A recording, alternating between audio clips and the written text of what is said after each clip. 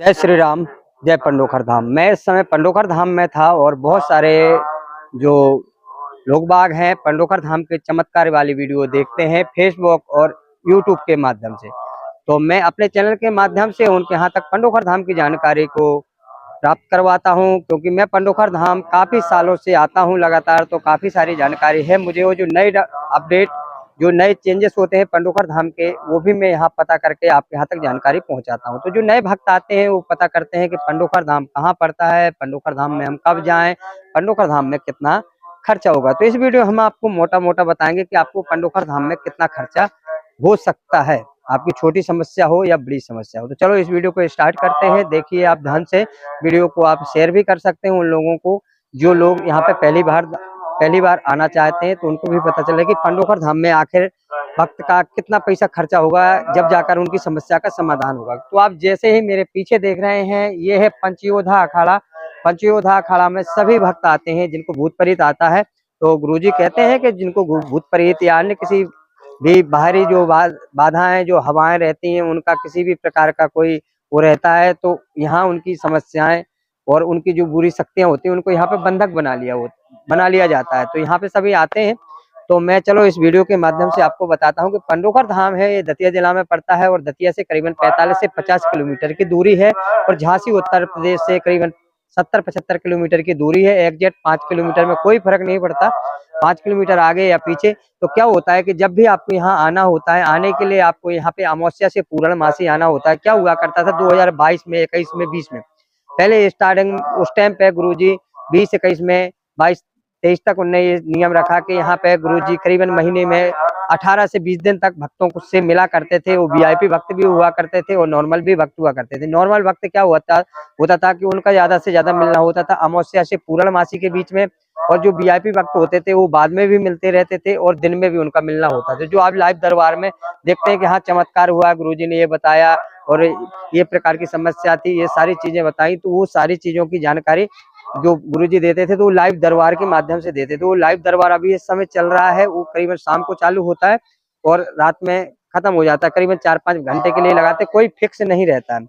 कभी 4 घंटे बैठेंगे गुरुजी, कभी 3 घंटे बैठेंगे। अभी करीबन 6 बजे 6 बजे से दरबार चालू हुआ था और अभी करीबन बज रहा है 6:30, हाँ 5:30-6 बजे से चालू हुआ था। 1-1.5 घंटा हो गया, अभी दरबार चल रहा है। दरबार बंद हो जाएगा, उसके बाद में वो जो लाइव होता है वो लाइव आप देख रहे होंगे, और वो वीडियो के माध्यम से कट के वीडियो वगैरह भी डल जाते हैं, वो चीजें आप देखते हैं।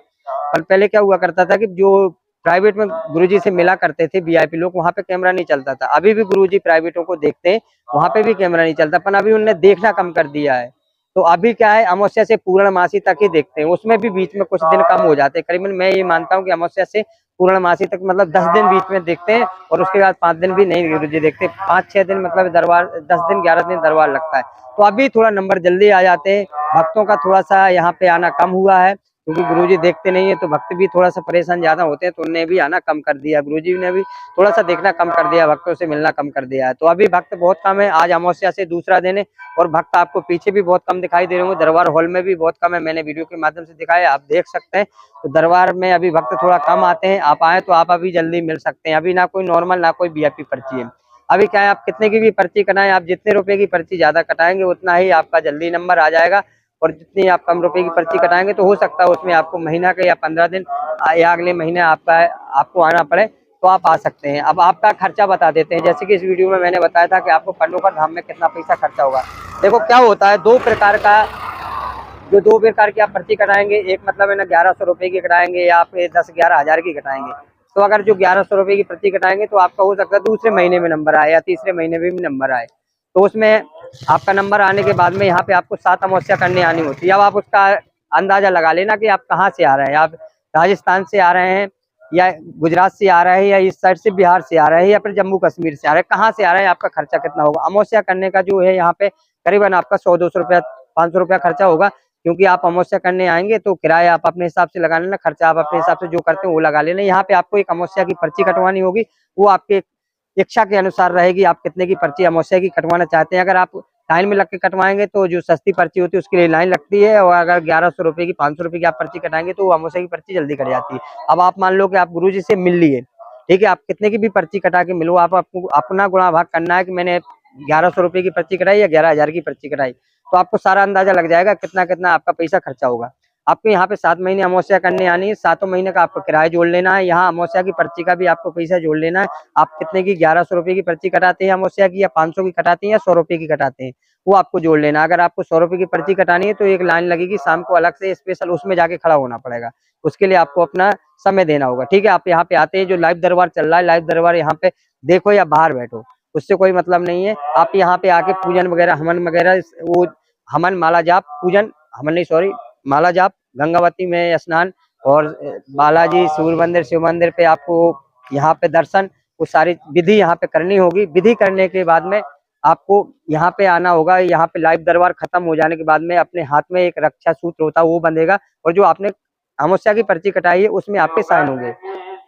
तो आपको इस प्रकार से आपको साइन करवाने के बाद में आप लोगों को अमावस्या पर्व हो जाएगा, आप यहाँ से घर जा सकते हैं। ठीक है, आपका वो खर्चा हो गया अपने हिसाब से। यहाँ पे जब आप जिस दिन गुरुजी से मिलेंगे उस दिन आपको यहाँ पे 3 नारियल बंधन बांधने होंगे। तो 3 नारियल बंधन बांधने होंगे, करीबन 300 रुपए का। 100 नारियल, एक नारियल 100 रुपए का आता है। 3 कलर के आपको 3 नारियल लेने होंगे। जो कपड़ा बंधा होगा, नारियल तो एक ही कलर के होते हैं, तो आपको वो 3 नारियल बंधन कर देने हैं। 3 नारियल बंधन करने के बाद में आप लोगों को घर जाना है। घर जाने के बाद में आप जब भी आप हवन करवाना चाहे तो हवन अपनी अपनी इच्छा के अनुसार करवा सकते हैं।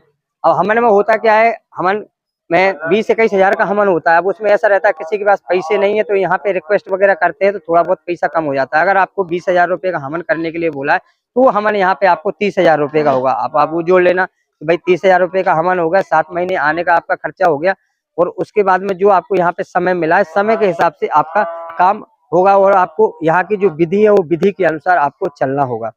तो इस प्रकार का आपको पंडोखर धाम में पैसा खर्चा होगा। आप कभी भी आके पंडोखर धाम में, पंडोखर जो महाराज है उनसे मिलकर अपनी समस्या का समाधान जान सकते हैं। और बाकी आपको नियम फॉलो करने होंगे, तभी जो पर्ची में लिखा हुआ है कि इतने समय में आपकी समस्या का समाधान होगा, तभी जाके आप दोबारा मिल सकते हैं। अगर आपकी समस्या का समाधान नहीं हुआ तो आप कह सकते हैं कि हमारा जो आपने लिखा था 2027-28 में, वो आपकी समस्या का समाधान नहीं हुआ, तो आप कुछ कह सकते हैं। बाकी अगर यहाँ के जो नियम है उनको फॉलो नहीं करते हैं तो आप किसी को भी कुछ नहीं कह पाएंगे। तो इस वीडियो को हम यही एंड करते हैं। आपको पता चला होगा कि पंडोखर धाम में आपका कितना खर्चा होगा। हाँ, अगर यहाँ पे जैसे दतिया और झांसी से आप आते हैं, वहां से टैक्सियां मिलती हैं, उन टैक्सियों में अगर आप बैठ के आते हैं तो डायरेक्ट वो धाम पे उतारते हैं। और जो झांसी से टैक्सी आती है वो 200 रुपया लेती है, स्टेशन से ही मिलेंगे आपको, दिन में मिलेंगी, रात में मिलेंगी। और दतिया से भी रेलवे स्टेशन से ही मिलेंगे। अगर प्राइवेट, अगर जो बसें यहाँ पे चलती है, बस में आना चाहे तो आपको दिन में आना होगा, क्योंकि रात में बस नहीं मिलेगी।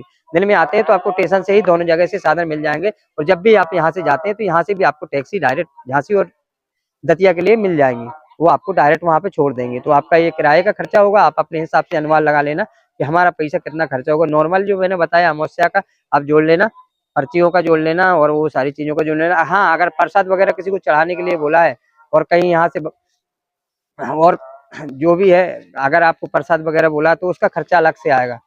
तो आप ध्यान दे लेना, आप समझ लेना कि हमारा पैसा कितना खर्चा होगा। तो इस वीडियो को यहीं करते हैं। आप उन लोगों को ये वीडियो शेयर कर देना जो पहली बार आना चाहते हैं और उनको पता नहीं है कि पंडोखर धाम में कितना पैसा खर्चा होगा, तो उनको भी पता चल जाएगा। तो इस वीडियो को यहीं एंड करते हैं। जय श्री राम, जय पंडोखर धाम।